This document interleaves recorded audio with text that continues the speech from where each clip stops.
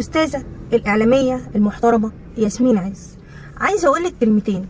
يا ستي ارحمينا، الناس والله العظيم ما بقت مستحملة، مش مستحملة. انت ايه اللي انت بتقوليه ده؟ انا حاسة ان انت عايشة في كوكب تاني او عايشة في عالم تاني ومش عارفة.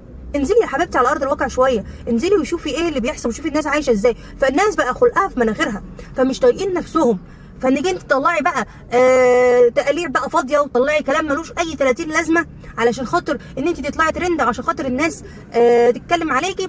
فبقى الموضوع بقى اوفر قوي ومسخ قوي وبقى بايخ قوي. فبجد ارحمينا ارحمينا، عشان الواحد ملوش الا مره واحده. انا شلتها، في ناس ما شالتهاش، فحرام عليكي، حرام عليكي يا حبيبتي. انزلي على ارض الواقع شويه، حسي بالناس، حسي بالغلاب. عندك مليون حاجه ممكن تتكلمي فيها، عندك الغلاء اللي احنا فيه، عندك الناس اللي تعبت، والناس اللي هم الحالات اللي هي مش فقراء، مش لاقيين ياكلوا، مش لاقيين قوت يومهم. لكن ان انت تقعدي تتكلمي اصل الصوت الشتوي، اصل الصوت الصيفي، اصل الصوت مش عارفه ايه، اصل الزوجه مش عارفه لازم تشيله على الراس، اصل زوجك ده مش عارفه كتافه ايه يا ماما، ايه يا حبيبتي؟ فوقي شويه، فوقي وحسي بالناس الغلابه شويه. انتوا في ايه يا جماعه؟ مش كل اعلامي عايز يطلع شهره او يعمل ترند يقعد يتكلم في اي كلام ملوش اي 30 لازمه. الناس بقت خلقها في مناخيرها وما بقتش حد مستحمل حاجه. فارحمونا شويه، ارحمونا بجد. هو في ايه؟ هو ايه الاعلام ده؟ هو ده بقى اعلام؟ فين الوقائع وفين الحقائق اللي بتقدموها للناس؟ ارحمونا ارحمونا وفوقوا شويه. والاعلامي اللي يطلع يتكلم ويتطاول على الشيخ الشعراوي، اتقي الله اتقي الله. اولا انت بتتكلم على عالم دين، وغير كده كمان هو في بيت الحق، احنا في دار الحق، احنا في دار الباطل وهو في دار الحق. يعني توفى، يعني هو مش هيرد عليك، فاحنا اللي بنؤمن بيه وعارفين هو ايه، احنا اللي هنرد عليك. يا جماعه بجد والله العظيم الواحد تعب من اللي بيسمعه ده. ايه الاعلاميين دول؟ في ايه يا جماعه؟ ما ترحموا نفسكم شويه. كل واحد عمال يطلع لنا بتقاليع شكل وبكلام شكل، ما تتقوا الله شويه. هو انتوا مش لاقيين حاجه تتكلموا فيها؟ بتهروا في اي كلام وخلاص.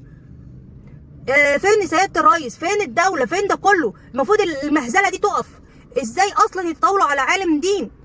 في ايه؟ حسبي الله ونعم الوكيل بجد في كل اعلامي ما بيتقيش الا في شغله ولا بيراعي ربنا.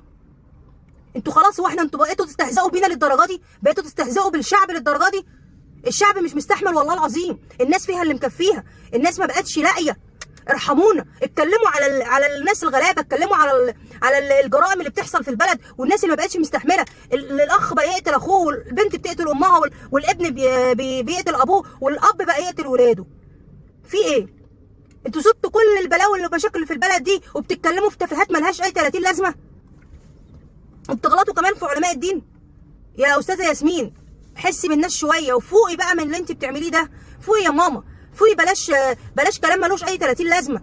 انت عايزه تنصحي الزوج والزوجه، انصحيهم الاثنين بما يرضي الله.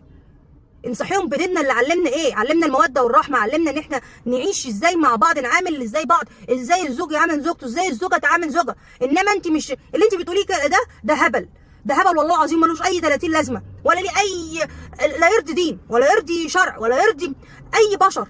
فارحمينا شويه، فوقي يا ماما، فوقي علشان اللي انت بقيتي تعمليه ده ما اسموش اي 30 لازمه، ولا ليه اعلام خالص. ده مش اعلام، ده ملوش دعوه باي اعلام، ده كده اي كلام هبل وخلاص ومش لاقي اي محتوى.